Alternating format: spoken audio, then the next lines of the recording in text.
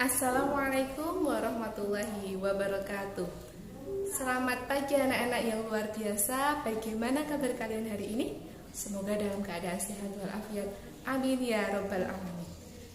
Ketemu lagi dengan Bu Isna. Hari ini kita akan mempelajari muatan pembelajaran PPKN. Masih dengan tema yang sama, yakni tema 3. Kita akan membahas mengenai hak dan kewajiban terhadap lingkungan di sekitar kita. Akan tetapi sebelum kita mulai pembelajaran pada pagi hari ini, kita membaca basmalah terlebih dahulu ya. Bismillahirrahmanirrahim. Semoga dengan bacaan basmalah tadi akan memudahkan anak-anak untuk memahami materi yang akan Bu Isna sampaikan. Oke, nah anak-anak coba amati gambar berikut ini. Ini adalah gambar pantai, tepat sekali. Kemudian gambar apa ini? Nah, tepat sekali. Ini adalah gambar sungai. Lalu coba amati lagi gambar yang ini. Tepat sekali. Ini adalah gambar gunung. Lalu yang berikut ini, ya, ini adalah gambar danau. Nah, anak-anak, keempat gambar ini merupakan salah satu contoh dari lingkungan alam yang dibuat oleh Allah Subhanahu wa Ta'ala, atau bisa juga disebut sebagai lingkungan alam alami. Nah, sekarang coba anak-anak perhatikan kembali gambar yang berikut ini. Tepat sekali, ini adalah gambar sawah. Lalu coba amati lagi gambar yang sebelah sini. Tepat sekali, ini adalah gambar pelabuhan. Coba anak-anak amati lagi. Gambar apa ini? Nah, ini adalah gambar, tepat sekali, lingkungan perumahan. Dan yang terakhir, gambar apakah ini? Nah, ini adalah gambar terminal. Tepat sekali. Anak-anak, keempat gambar yang barusan Bu Guru tampilkan itu adalah salah satu contoh lingkungan alam buatan. Jadi lingkungannya ini dibuat oleh manusia, tepat sekali.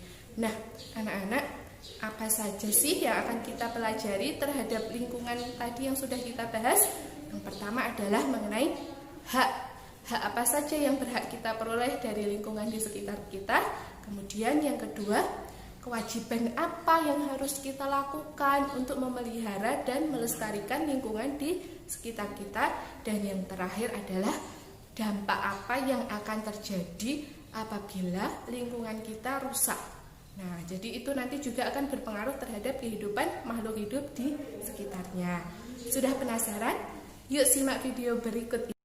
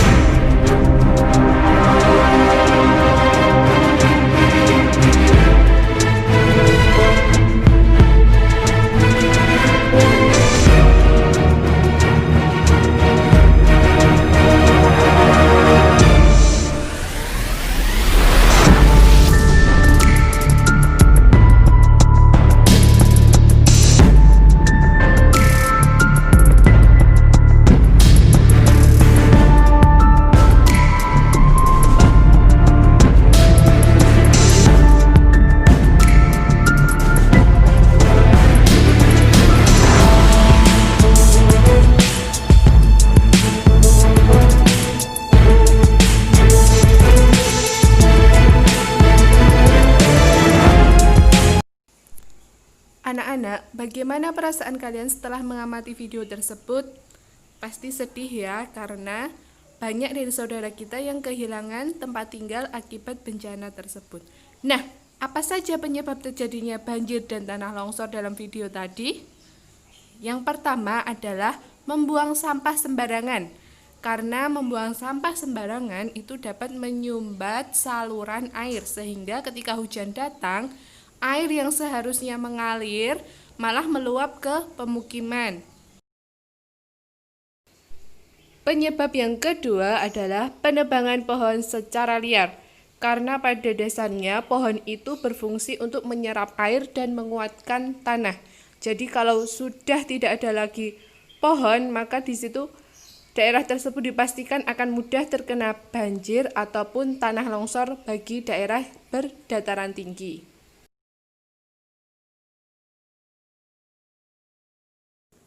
Penyebab yang ketiga adalah pembangunan pemukiman di bantaran sungai.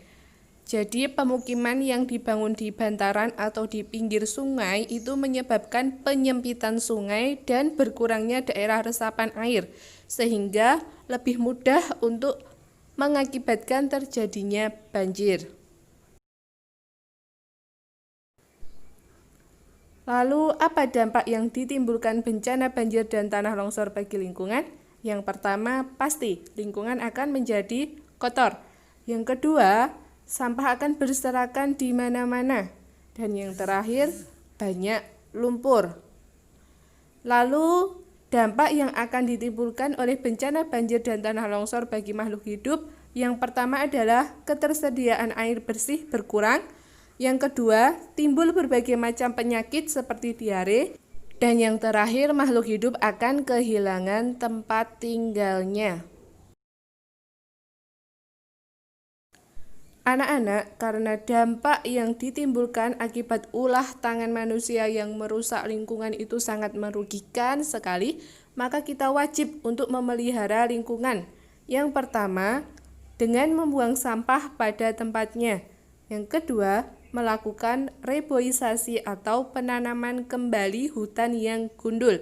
Yang ketiga, tidak melakukan penebangan liar. Yang keempat, tidak merusak taman. Dan yang terakhir, melaksanakan kegiatan kerja bakti membersihkan lingkungan.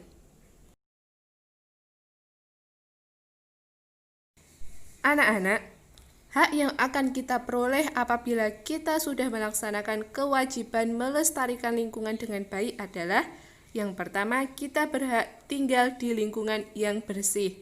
Yang kedua, kita berhak untuk tinggal di lingkungan yang nyaman. Dan yang terakhir, kita berhak hidup sehat dan terhindar dari berbagai macam jenis penyakit. Bagaimana anak-anak? Tadi kalian sudah menyaksikan video pembelajaran yang Bu Guru sampaikan? Apa yang dapat kita simpulkan pada pembelajaran hari ini? Tepat sekali, kita harus melestarikan lingkungan di sekitar kita. Bagaimana caranya? Yang pertama, dengan membuang sampah tepat pada tempatnya. Kemudian yang kedua, dengan melaksanakan reboisasi, tepat sekali. Kemudian yang ketiga, tidak merusak misalnya taman atau fasilitas apapun yang ada di sekitar lingkungan kita.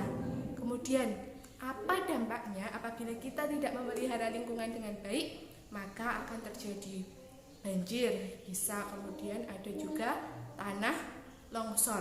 Nah, anak-anak, Bu Guru harapkan setelah kalian menyaksikan pembelajaran hari ini, anak-anak bisa menerapkan upaya untuk melestarikan lingkungan di sekitar kalian. Jadi Bu Guru harap mulai sekarang kalian biasakan untuk selalu membuang sampah pada tempatnya, kemudian memelihara lingkungan di sekitar kalian, menanam pohon dan sebagainya. Oke, anak-anak, untuk tugas hari ini silahkan anak-anak kerjakan link Google Form yang sudah Bu Guru berikan. Kerjakan dengan sungguh-sungguh, semoga kalian mendapatkan nilai yang sempurna. Amin ya robbal alamin. Pesan Bu Isna untuk kalian, tetap istiqomah ibadahnya, semangat belajarnya, patuhi ayah bunda di rumah dan sukses untuk kalian. Bu Guru akhiri, wassalamualaikum warahmatullahi wabarakatuh.